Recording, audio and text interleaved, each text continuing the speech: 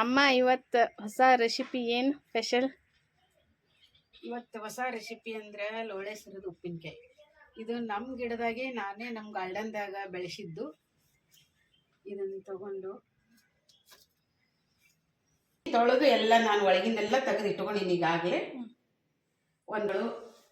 ನಾನು ಒಂದು 10 ನಿಂಬೆಹಣ್ಣು ತೊಗೊಂಡಿನಿ. ಅದಕ್ಕೆ 1 ಬಟ್ಲ ಬೆಲ್ಲ, ಒಂದು ಸಣ್ಣ ಬಟ್ಲ ಉಪ್ಪು,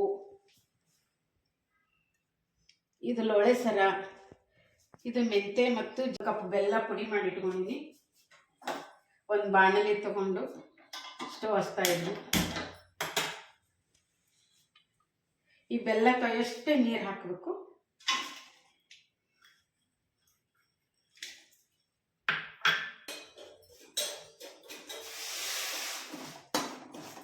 ಇದನ್ನು ಸ್ವಲ್ಪ 1 ಎಳೆ ಬರಷ್ಟು ಕುದಿಸ್ಬೇಕು.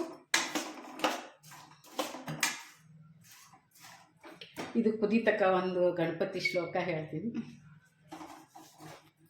ದಾಯಕ ನೀನೇ ವಿನಾಯಕ, ನೀ ಫಲದಾಯಕ ನೀ ವಿನಾಯಕ, ಕಾರ್ಯಾರಂಭದಿ ಭಜಿಸುವೆ ನಿನ್ನನು, ಕಾರ್ಯಸಿದ್ಧಿ ಪೂಯ ಮಗೆ ವಿನಾಯಕ, ಫಲದಾಯಕ ನೀನೇ ವಿನಾಯಕ. ಇದಾಗ್ತಾ ಬಂತೀಗ.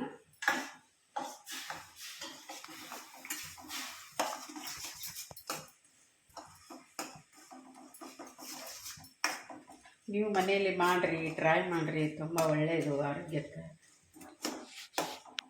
ಈ ಲೋಳೆ ಸರೊಳಗೆ ಇಷ್ಟು ಉಪಯೋಗ ಅದ ಅಂದ್ರೆ ಅಷ್ಟು ಉಪಯೋಗ ಅದ. ಅದ್ರೊಳಗೆ vitamin A, vitamin C, vitamin B, vitamin E ಸಿಗ್ತದೆ.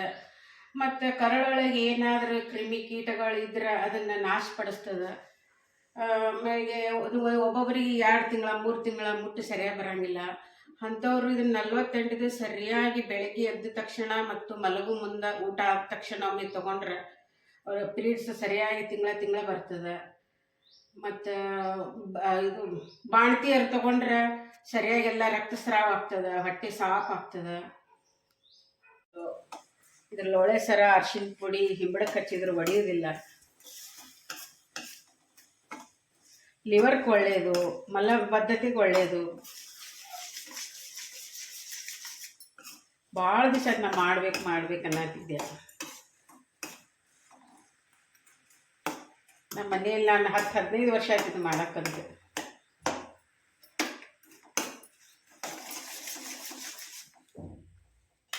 ಸ್ವಲ್ಪ ಕೆಂಪು ಖಾರ ಹಾಕಬೇಕು, ಅಚ್ಚ ಖಾರದ ಪುಡಿ.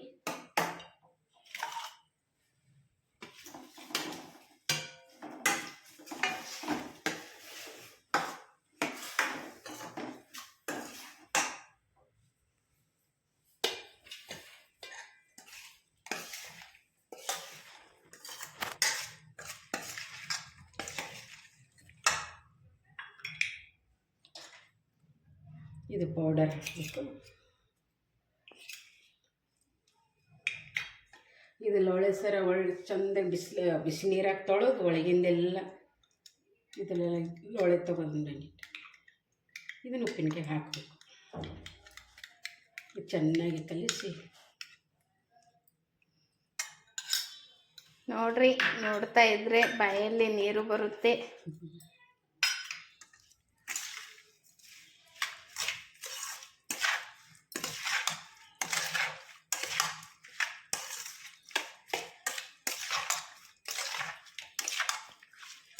ಚಿಟಿಕೆ ಅರಿಶಿಣ ಪುಡಿ ಹಾಕಬೇಕು.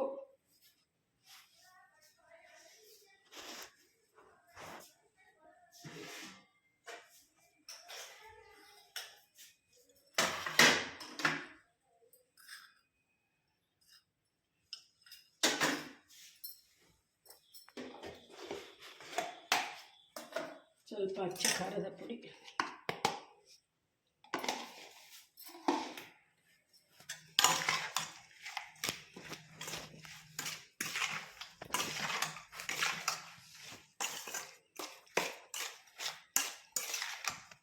ಇದನ್ನು ಒಂದು ವಾರ ಬಿಟ್ಟು ಉಣ್ಬೋದು. ವರ್ಷಾನುಗಟ್ಟಲೆ ಇಟ್ಟರೆ ಏನು ಕೆಡೋದಿಲ್ಲ. ನಮ್ಮ ಮನೆಯಲ್ಲೆಲ್ಲ ಹೋಗರ್ಷಿ ಮಾಡಿ ದೇವಸ್ಥಕ ಅದು.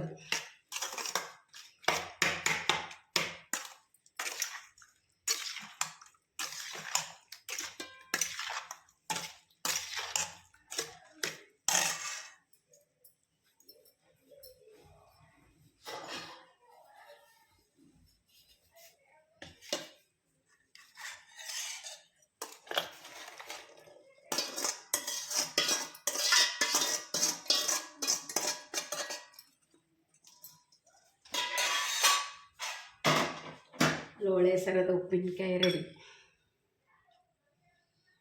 ಎಲ್ಲರಿಗೂ ಧನ್ಯವಾದಗಳು.